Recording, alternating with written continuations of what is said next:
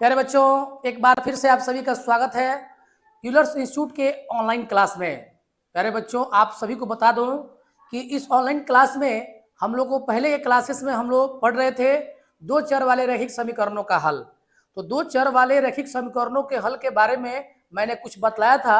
आज फिर से एक बार मैं रिपीट कर दे रहा हूँ कि दो चर वाले रैखिक समीकरण एक ऐसा रैखिक समीकरण जिसमें दो चर होते हैं, जैसे x प्लस, जैसे मैं आप सभी को बता दूं कि x plus y equal to 10 है। ये दो चर वाला रैखिक समीकरण है। इसमें दो अज्ञात जो है राशि है। तो मैं आपको बता देना चाहता हूं कि दो चर वाला रैखिक समीकरण में जब भी दो चर वाले रैखिक समीकरण होंगे तो इसके लिए रैखिक समीकरण में हमेशा दो समीकरण रहेगा, तभी जाकर समीकरणों का आप हल निकाल सकते हैं, अन्यथा समीकरणों का हल नहीं निकाल सकते हैं।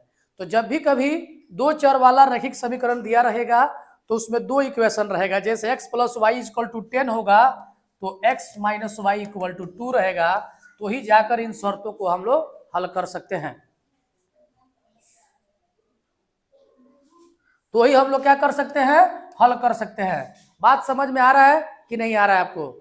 जब भी दो इक्वेशन होगा तो दो इक्वेशन होगा तो ही दो चर वाले रैखिक समीकरण को हम लोग हल कर पाएंगे, अन्यथा नहीं हल कर पाएंगे। और आपको बता दूं कि यदि अगर तीन चर वाला रैखिक इक्वेशन अगर ऐसे दिया रहे x plus y plus z बराबर अगर 10 दिया रहे तो ऐसा तीन इक्वेशन आपके पास होना चाहिए, तब जाके इसका सॉल्यूशन हो पाएगा।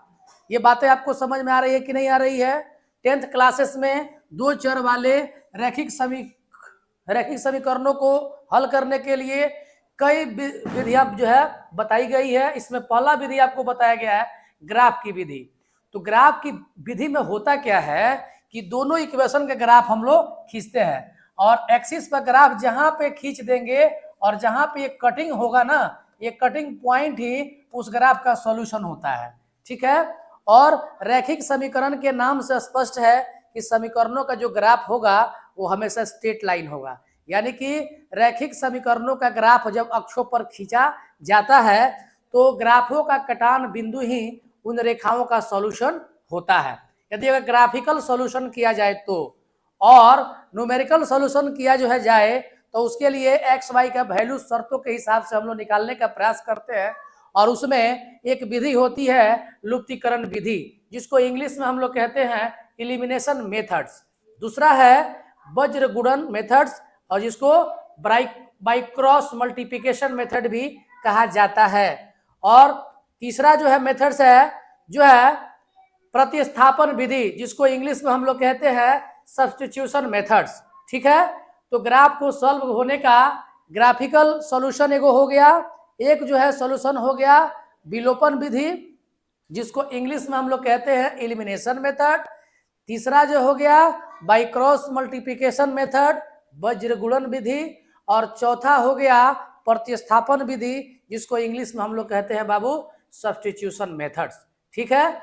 और इसके साथ और भी दो तीन बातों को जान लिया जाए जो है इक्वेशन को सॉल्व करने के पहले। आइए मैं उस पर भी चर्चा कर लेता हूं कि अगर दो इक्वेशन दिया गया हो, जैसे एक इक्वेशन को मैं ऐसे लिख दे रहा हूं कि a1x plus b1y plus c1 equal to 0 दिया हो, और एक equation a2x plus b2y plus c2 equal to 0 दिया हो, तो एक शर्त है कि a1 बाई a2 अगर बराबर नहीं हो b1 बाई b2 तो समीकरण का अद्वितीय हल होता है। तो समीकरण का अद्वितीय हल होता है। और समीकरण क्या होंगे?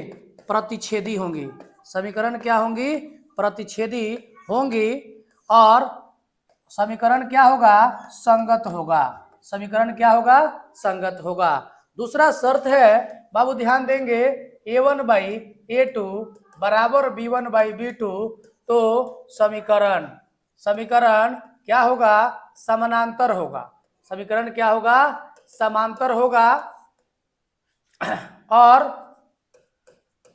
असंगत होगा। क्या होगा, असंगत होगा, है ना। और तीसरा कॉन्सेप्ट है कि A1 बाई A2 बराबर B1 बाई B2 बराबर C1 बाई C2, तो समीकरण समीकरण होगा बाबू संपाती होगा। समीकरण क्या होगा, संपाती होगा। प्यारे बच्चों, आप इस बातों को समझ गए होंगे, तो अगले कंसेप्ट को हम लोग पढ़ाएंगे इसके बाद वाले क्लासेस में। आज के लिए धन्यवाद।